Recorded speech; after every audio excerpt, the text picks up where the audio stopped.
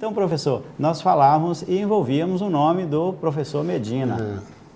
O Medina foi presidente da AMAIS, foi presidente da Associação dos Magistrados Brasileiros, foi presidente da Associação Latino-Americana de Juízes e chegou a desembargador do Tribunal de Justiça de Minas Gerais e foi promovido para o Superior STJ, Superior Tribunal de Justiça. O caso Medina, ele foi julgado pela imprensa sumariamente como culpado de um crime que ele não cometeu. O que aconteceu na realidade é o seguinte: vamos supor, eu sou juiz de direito e tenho um irmão que comete um crime, que culpa que eu tenho disso?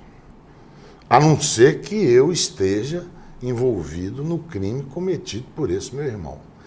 E não há prova nenhuma de que o Paulo Medina tenha envolvimento na conduta ilícita de um irmão que usou o nome dele para cometer crimes. Só que, devido à pressão da imprensa, o processo está lá e o tribunal não tem coragem de absolver o Medina por insuficiência de provas. E recentemente a revista Veja retomou o assunto, pôs foto dele.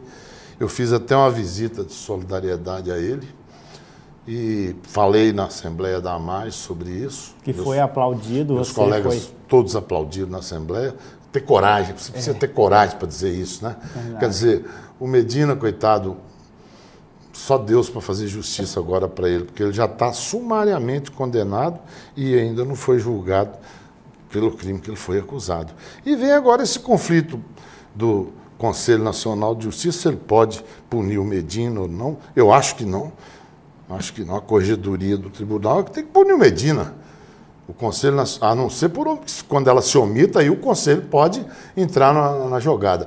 Mas do jeito que eles fizeram, eu acho isso totalmente inconstitucional. E parece que agora o Supremo já decidiu essa questão, né? Que o Conselho Nacional de Justiça não tem competência, né, para agir dessa forma. Salvo engano da minha parte. É coisa recente agora, desses dias agora. Eu preciso até me informar sobre isso. Mas o que eu quero dizer é isso. Olha só, qualquer um de nós que comete um crime, a gente não pode ser prejulgado, não. A gente tem que ter um devido processo legal, tem que assegurar a gente é presumido inocente pela Constituição. Então não pode chegar aí condenando. E há muita gente, tem muita gente desonesta, sim, e nós temos que batalhar para que esses juízes desonestos sejam impedidos de julgar. Agora, só que nós temos as nossas mordomias. Por exemplo, por que tem cargo vitalício? Por que cargo de juiz? Eu sou juiz, sou condenado a ser juiz até morrer. Eu aposentei e sou juiz porque meu cargo é vitalício. Que coisa triste isso. Outra coisa,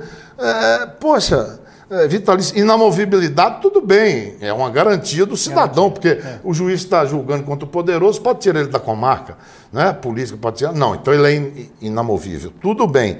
E irredutibilidade de vencimentos. São os predicamentos da magistratura. Se o país está em crise, tem que abaixar o salário, o vencimento do juiz, abaixa o vencimento do juiz, a crise é para todo mundo. E eu respondi a uma questão com essas 3 palavras numa prova oral sua em 80 e poucos aí. E fui aprovado, obviamente. Que bom, cara. E falávamos sobre essas características do juiz.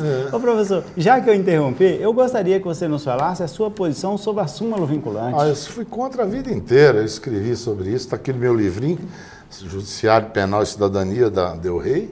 Eu escrevi sobre esse tema e comecei lembrando de Rui Barbosa, né, o caso do juiz gaúcho. Ele julgou contra uma súmula que era vinculante do Supremo e eles puniram o cara administrativamente. O Rui Barbosa fez a defesa dele. Súmulas, sim, muitas, várias, para nortear os julgamentos. Mas você vincular o convencimento de um juiz que está começando a carreira, uma decisão de um tribunal, eu acho que isso era o princípio da independência do juiz natural.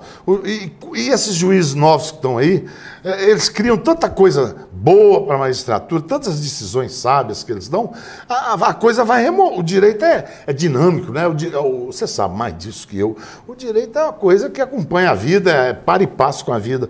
E tem que parar, não pode. Eu sempre não aceito essas coisas. Não acho que o juiz tem que formar seu livre convencimento e dar sua sentença. Fiat justitia pereat mundus. É a livre convicção dele que vai determinar o que ele vai decidir naquele caso concreto.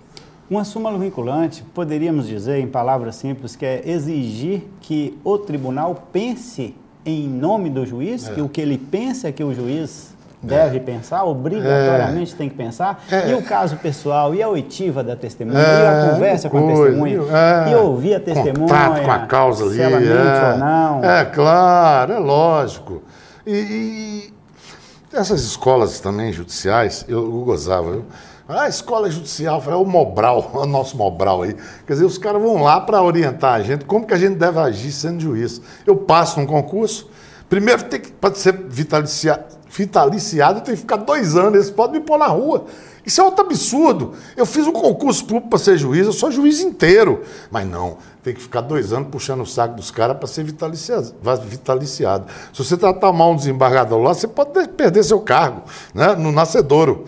Então essas coisas têm que acabar. E aí criou as escolas, né? Escola de aperfeiçoamento, para fazer a cabeça dos caras no início. Aqueles meninos novos chegam lá.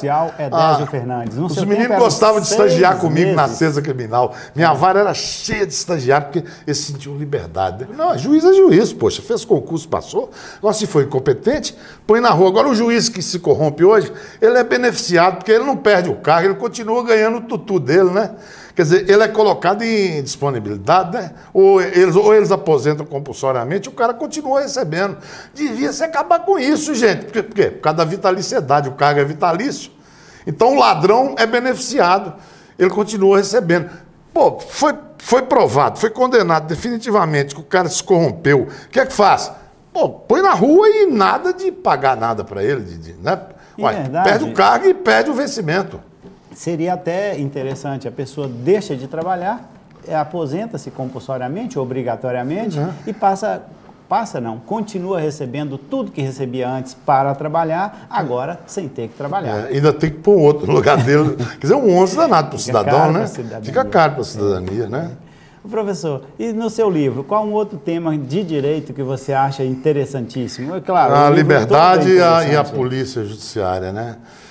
Por exemplo, hoje em dia nós estamos vendo um caso do Rio de Janeiro que é coisa séria, né? A bandidagem está dentro da polícia carioca, tem que mudar isso. Né? Como é que você vai acreditar ter segurança ser cidadão se você tem uma polícia mancomunada com o criminoso? Com detalhe, eu queria que nessa parte você até incluísse a sua conversa com um juiz italiano que acabou com a máfia lá. Isso. Eu participei do 5º Congresso Mundial de Juízes em Porto Alegre, e tive o prazer de ficar amigo do Gerardo Colombo, que foi aquele juiz famoso italiano que desbaratou a máfia italiana.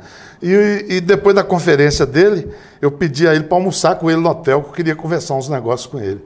E ele, na maior educação, pois não, vai lá e tal, vamos almoçar junto. Marcamos, fomos almoçar. Aí eu perguntei o que ele fez na Itália. Porque a máfia da Itália era poderosa demais, né? O que ele fez para diminuir os poderes da máfia? Sabe o que ele me respondeu? Falou assim, Bala, coisa que eu fiz foi o seguinte, nessa hora já estava me chamando de, eu falei, meu nome é Augusto, o apelido é Bala, né? A coisa que eu fiz na Itália foi o seguinte, eu, em vez de atacar diretamente a máfia, eu ataquei os tentáculos que ela tinha na estrutura do Estado. Eu quebrei tudo quanto é ligação que ela tinha dentro do Estado. Aí eu fui acabando com ela depois. Nós temos que fazer isso aqui no Brasil. O Brasil precisa, então, acabar com a corrupção. A máfia que está dentro do Estado brasileiro. Muito bem.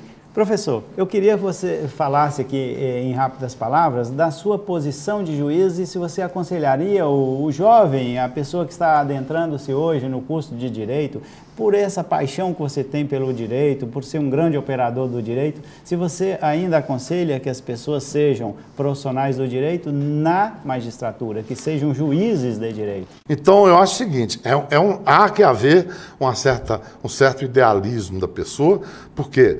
Primeira coisa, renunciar esse ideal de ficar rico e servir à paz social, servir ao direito, cujo objetivo fundamental é a paz, né? A harmonia da sociedade. Orientando o direito, teve o privilégio, o enorme privilégio de conversar com o professor Augusto José Vieira Neto, todo o agradecimento, e pedimos ao nosso telespectador que, querendo Deus, nós voltaremos amanhã com outro programa.